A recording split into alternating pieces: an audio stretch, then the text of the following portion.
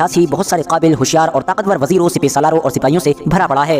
मगर आज की इस वीडियो में हम सल्तनत उस्मानिया के इतिहास के जिस खास इंसान के बारे में बात करने वाले हैं, उसकी बहादुरी का अंदाजा आप लोग सिर्फ और सिर्फ इसी बात से लगा सकते हैं कि उसकी बहादुरी की तारीफें आज तक सिर्फ उसके अपने ही नहीं बल्कि उसके गैर यानी वो दुश्मन भी करते हैं कि जिससे अस्सलाम वालेकुम वरहमतुल्लाहि वबरकातुहू। उम्मीद है आप सब खैरियत से होंगे। मैं भी अल्हम्दुलिल्लाह अल्लाह का लाख लाख शुक्र है खैरियत से।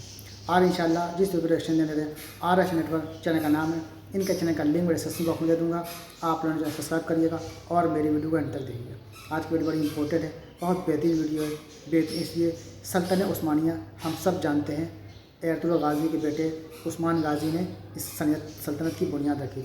इसमें एक से एक बहादुर क्या बोलते हैं राजा आए, एक से एक बहादुर वज़ीर आए, एक से एक बहादुर सिपह सालार आए। लेकिन जो सबसे ज़्यादा बहादुर आए फ़खरुद्दीन बादशाह, ये उनकी कहानी है। उनको समझ लीजिए दुश्मन में उनसे ठहराते थे, कांपते थे। ये उनकी बहादुरी की कहानी है, किस तरह से उन्होंने जंग लड़ी मदीना शरीफ में चंद सिपाहियों के साथ। 72 दिन तक वो जंग लड़ी और एक बड़ी फ़ौज का मुकाबला किया। लेकिन आखिरी में क्या हुआ, आइए यही जानने की कोशिश करेंगे इस वीडियो के ज़रिए से। फ़खरुद्दीन बादशाह की पूरी कहानी, किस तरह से उनकी वफ़ात हुई, कैसे उनका इंतकाल हुआ और किस तरह से लोगों ने उनके साथ गद्दारी की, जो बेचारे वो खुद हार गए। मतलब वो जंग समझ लीजिए हार गए क्योंकि लोगों ने गद्दारी कर दी थी। तो यही टॉपिक है इस वीडियो का, तो वीडियो को एंड तक ज़रूर देखिएगा और अच्छी लगे तो शेयर करिएगा और मेरे चैनल पर नया है तो सब्सक्राइब करिएगा। तो चलिए बिना देरी वीडियो स्टार्ट करते हैं, फिर उसके बाद बात करते हैं। दोस्तों वैसे तो सल्तनत उस्मानिया का पूरा इतिहास ही बहुत सारे काबिल, होशियार और ताकतवर वजीरों, सिपह सालारों और सिपाहियों से भरा पड़ा है। मगर आज की इस वीडियो में हम सल्तनत उस्मानिया के इतिहास के जिस खास इंसान के बारे में बात करने वाले हैं, उसकी बहादुरी का अंदाजा आप लोग सिर्फ और सिर्फ इसी बात से लगा सकते हैं कि उसकी बहादुरी की तारीफें आज तक सिर्फ उसके अपने ही नहीं बल्कि उसके गैर यानी वो दुश्मन भी करते हैं कि जिससे उसने अपने दौर में जंगें की थी, जिनके मुकाबले में उसने हथियार उठाए थे। इतना ही नहीं, इस इंसान के दुश्मन जंगों में इस इंसान की बहादुरी, ताकत और होशियारी को देखकर इससे इतना ज्यादा हैरान हो गए थे कि उन्होंने इंस्पायर होकर इस इंसान को द टाइगर ऑफ डेजर्ट का नाम दिया, जिसका मतलब होता है रेगिस्तान का चीता। और आज तक ये इंसान इसी नाम से ही जाना और पहचाना जाता है। दरअसल दोस्तों मैं बात कर रहा हूँ सल्तनत उस्मानिया के एक मशहूर कमांडर फखरी पाशा के बारे में, जिनको फखरुद्दीन पाशा या फिर डिफेंडर ऑफ मदीना के नाम से भी याद किया जाता है। एक ऐसा बहादुर और निडर सिपह सालार के जो 72 दिनों तक लगातार एक छोटी सी फौज के साथ एक हद से ज्यादा बड़ी फौज का मुकाबला करता रहा। जहाँ एक तरफ फखरुद्दीन पाशा अपने चंद सिपाहियों के साथ था, तो वहीं दूसरी तरफ वो बड़ी फौज मौजूद थी कि जिसमें उस दौर की सुपर पावर यानी ब्रिटेन के सिपाही मौजूद थे और साथ ही साथ उस शरीफ मक्का के सिपाही मौजूद थे कि जिसने अरब के इलाके में सल्तनत उस्मानिया से गद्दारी की थी। मगर दोस्तों अब सवाल यही है कि आखिर फखरुद्दीन पाशा को डिफेंडर ऑफ मदीना यानी मदीने शहर का मुहाफिज क्यों कहा जाता है। पैगंबर इस्लाम यानी हजरत मोहम्मद सल्लल्लाहु अलैहि वसल्लम ने फखरुद्दीन पाशा के ख्वाब में आकर उससे क्या कहा था। साथ ही साथ सवाल यह भी है कि फखरुद्दीन पाशा ने सल्तनत उस्मानिया के बिल्कुल आखिरी वक्त में यानी ऐसे वक्त में कि जब सल्तनत उस्मानिया खत्म होने वाली थी, तो ऐसा कौन सा बड़ा कारनामा कर दिया था कि जिसकी वजह से वो इतिहास में हमेशा हमेशा के लिए अमर हो गया है। तो चलिए आज की इस वीडियो में हम फखरुद्दीन पाशा और सल्तनत उस्मानिया के बिल्कुल आखिरी दौर की पूरी कहानी को समझने की कोशिश करते हैं। RH नेटवर्क के नॉलेजेबल फ्रेंड्स, ये बात तो हम आप लोगों को पिछली वीडियो में ही बता चुके हैं कि जब फर्स्ट वर्ल्ड वॉर में शुरू में सल्तनत उस्मानिया ब्रिटेन और इस जैसे दूसरे दुश्मनों पर भारी पड़ना शुरू हो गई थी, तो फिर ब्रिटेन और फ्रांस जैसे देशों ने इस जंग को जीतने का दूसरा तरीका निकाला और उन्होंने सबसे पहले अरब दुनिया में बैठे हुए शरीफ मक्का को इस लालच के साथ अपने साथ मिला लिया कि जंग जीतने के बाद शरीफ मक्का को पूरी मुस्लिम दुनिया का खलीफा बनाया जाएगा और एक ऐसी अलग आजाद अरब रियासत दी जाएगी कि जिसमें आज के दौर के लगभग सभी अरब देश शामिल होंगे। लिहाजा इसी लालच में आकर शरीफ मक्का ने सल्तनत उस्मानिया के खिलाफ फौरन बगावत कर दी। बगावत करते ही सबसे पहले तो उसने मक्का शहर पर कब्जा किया, उसके बाद जिद्दा शहर पर और उसके बाद वो अपनी फौज के साथ मदीने की तरफ बढ़ा। जिस वक्त वो मदीने की तरफ बढ़ा था उस वक्त उसके साथ ब्रिटेन और फ्रांस की फौजें भी मौजूद थी, यानी पूरे गठबंधन वाली फौज मौजूद थी। इसके अलावा वो जासूस भी मौजूद था कि जिसको लॉरेंस ऑफ अरेबिया के नाम से जाना जाता है। फिलहाल इस बड़ी फौज ने सन 1916 में मदीना शहर का घेराव किया।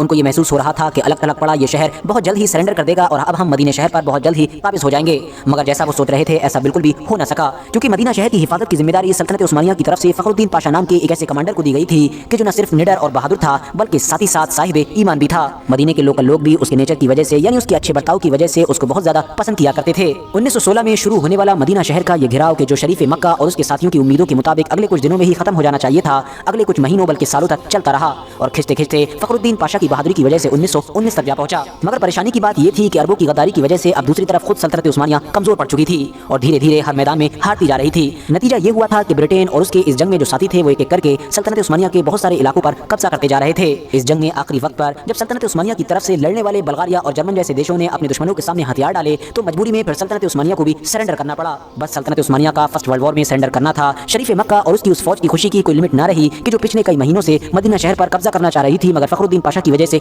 ना कर पा रही थी, क्योंकि उन्होंने ये महसूस किया कि अब जब सल्तनत ने खुद ही सरेंडर कर दिया है तो फखरुद्दीन पाशा तो खुद ही हथियार डाल देगा। मगर दोस्तों, उनकी ये खुशी भी ज्यादा लंबे वक्त तक ना टिक सकी, क्योंकि सल्तनत उस्मानिया के हथियार डाल देने के बावजूद भी फखरुद्दीन पाशा लगातार लड़ता रहा। इवन अब तो अंग्रेज बाहर से आने वाली जो ट्रेन थी उन सब के रास्ते भी खराब कर चुके थे, यानी अब फखरुद्दीन पाशा को मदीना शहर के अंदर कोई मदद भी नहीं पहुंच पा रही थी। मगर उसके बावजूद भी फखरुद्दीन पाशा किसी भी कीमत पर पीछे हटने के लिए तैयार नहीं था। दोस्तों, 2 से 3 साल चले मदीना शहर के इस घेराव पर बाहर की फौजों की तरफ से लगभग 130 बार हमला किया गया। इवन 30 अप्रैल 1918 के दिन तो मदीना जैसे पाक शहर के अंदर 300 से ज्यादा बम गिराए गए। अंदर के हालात इतने ज्यादा खराब हो चुके थे कि अंदर खाने पीने की चीजों की भी कमी होने लगी थी, यानी आने वाला हर दिन अब फखरुद्दीन पाशा और उसकी फौज के लिए मुश्किल से मुश्किल होता जा रहा था। मगर ये तमाम मुश्किलें भी फखरुद्दीन पाशा के हौसलों को नहीं तोड़ पा रही थीं। फखरुद्दीन पाशा और उनकी फौज लगातार बाहर की ताकतवर फौज से मुकाबला कर रहे थे। इतिहासकार लिखते हैं कि फखरुद्दीन पाशा ने लोगों से कहा था कि पैगंबर इस्लाम यानी हजरत मोहम्मद सल्लल्लाहु अलैहि वसल्लम ने उनके ख्वाब में आकर उनसे कहा है कि तुम मेरे शहर की हिफाजत करना और हथियार न डालना। इसके अलावा एक तुर्क मुसन्निफ के जो उस दौर में मदीना शहर में ही रहा करते थे, उन्होंने भी अपनी किताब में लिखा है कि एक बार 1918 में जुमे के दिन फखरुद्दीन पाशा मस्जिद नबवी में जुमे का खुतबा देने के लिए जब मिंबर की तरफ बढ़ रहे थे तो बीच में ही रुके और रोज़ा रसूल की तरफ देखते हुए कहा कि ऐ सल्लल्लाहु अलैहि वसल्लम, मैं आपको कभी नहीं छोड़ूंगा। इसके बाद वो मिंबर पर चढ़े और तमाम लोगों के सामने एक हद से ज्यादा जोशीला और तेज तर्रार खुतबा दिया, जिसमें उन्होंने कहा कि ऐ मुसलमानों, मैं पैगंबर इस्लाम हजरत मोहम्मद सल्लल्लाहु अलैहि वसल्लम का नाम लेकर तुमसे जिहाद की दरख्वास्त करता हूँ, जो इस वक्त मेरे गवाह भी हैं, और मैं तुमको ये हुक्म देता हूँ कि दुश्मन की ताकत की परवाह ना करते हुए हुजूर सल्लल्लाहु अलैहि वसल्लम का और उनके शहर का आखिरी गोली तक दिफा करो, यानी आखिरी गोली तक उनके शहर की हिफाजत करो। अल्लाह हमारा हामी नासिर हो और हुजूर सल्लल्लाहु अलैहि वसल्लम की बरकतें हमारे साथ हों। ऐ तुर्क फौज के बहादुर नौजवानों, ऐ छोटे मोहम्मदियों, आगे बढ़ो और मेरे साथ मिलकर अल्लाह और उसके रसूल के सामने ये वादा करो कि हम अपने ईमान की हिफाजत अपनी जिंदगियों को लुटा कर करेंगे। इसके बाद ही फखरी पाशा ने कहा था कि पैगंबर इस्लाम यानी हजरत मोहम्मद सल्लल्लाहु अलैहि वसल्लम ने उनको ख्वाब में ये हुक्म दिया था कि वो अभी हथियार न डालें। दोस्तों, अगस्त 1918 में जब शरीफ मक्का को ये महसूस हो गया कि अब हम फखरुद्दीन पाशा को हथियारों की मदद से नहीं झुका सकते हैं, तो फिर उन्होंने सुलह का पैगाम भेजा और एक लेटर भेजा कि जिसमें उन्होंने शहर के अंदर मौजूद फखरुद्दीन पाशा से हथियार डालने की दरख्वास्त की। इस पर फखरुद्दीन पाशा ने कुछ इस अंदाज में जवाब दिया, फखरी पाशा की तरफ से, जो उस्मानी फौज का सिपहसालार है और सबसे मुकद्दस शहर यानी मदीने का मुहाफिज है, और इसके अलावा पैगंबर इस्लाम हजरत मोहम्मद सल्लल्लाहु अलैहि वसल्लम का एक अदना सा गुलाम है, उस अल्लाह के नाम से शुरू जो हर जगह मौजूद है। क्या मैं एक ऐसे इंसान के सामने हथियार डाल दूं कि जिसने इस्लाम की ताकत को तोड़ा, जिसने मुसलमानों के बीच ही खुरेजी की, जिसने अमीरुल मोमिनीन की खिलाफत पर सवालिया निशान खड़ा कर दिया। इतना ही नहीं और खुद को भी अंग्रेजों के मातहत यानी अंडर में कर लिया। जुमेरात की रात में मैंने ख्वाब में देखा कि मैं थका हुआ सीधा चला जा रहा हूँ और यही सोच रहा हूँ कि आखिर मदीना शहर का दिफा किस तरह किया जाए, यानी मदीना शहर की हिफाजत किस तरीके से की जाए। ऐसे ही सोचते सोचते अचानक से मैंने अपने आप को ऐसे लोगों के बीच में पाया कि जिनको मैं नहीं जानता था।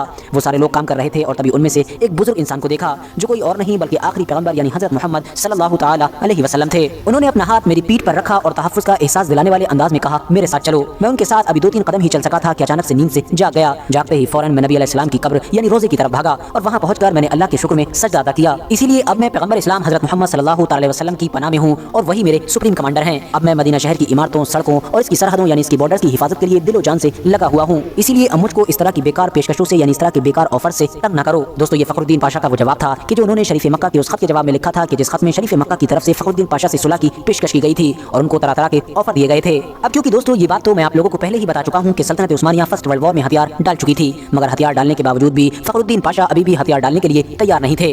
तो इसीलिए अब फ्रांस और ब्रिटेन और इस जैसे दूसरे दुश्मनों की तरफ से लगातार सल्तनत पर यह दबाव बनाया जा रहा था कि फखरुद्दीन पाशा पर भी सल्तनत ये दबाव डाले कि जल्द से जल्द फखरुद्दीन पाशा मदीने में हथियार डाल दे।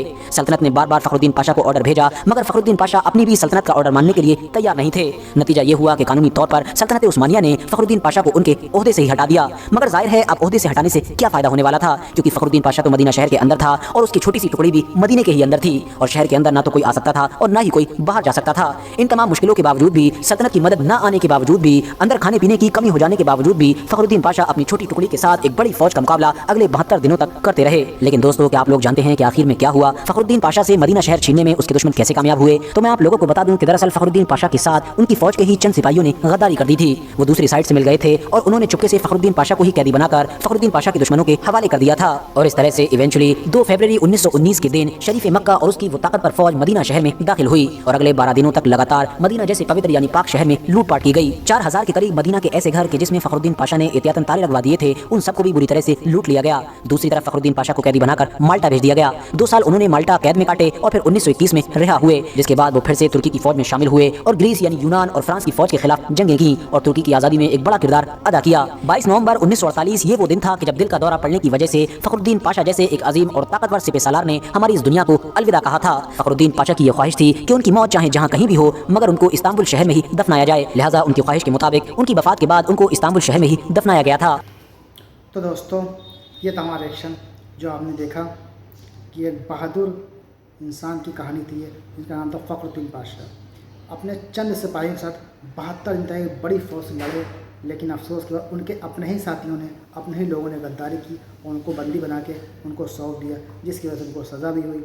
लेकिन फिर भी देखिए सज़ा काटने के बाद वो फिर से अपने मुल्क में आए और फिर से उसी फौज में शामिल हुए और उन्होंने जंग लड़ी और फिर उसके बाद वो इंतकाल कर गए। तो ये थी एक बहादुर इंसान की, योद्धा की कहानी। उम्मीद है वीडियो आप लोगों को अच्छी लगी होगी। अच्छी लगी तो इसको शेयर करिएगा। फिर मिलेंगे नेक्स्ट वीडियो में, तब तक के लिए अस्सलाम वालेकुम व रहमतुल्लाहि व बरकातहू।